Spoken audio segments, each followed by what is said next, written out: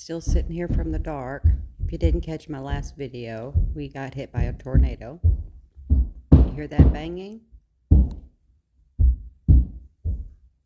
They're putting down tarp because most of our roof was gone.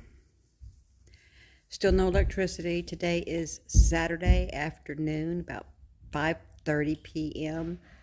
and the tornado hit Thursday about 6 p.m.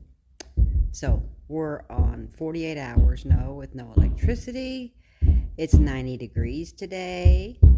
It's dark, but God is good. He's protected all of us.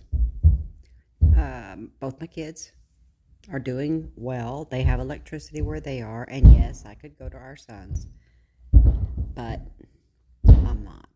At least not right now. So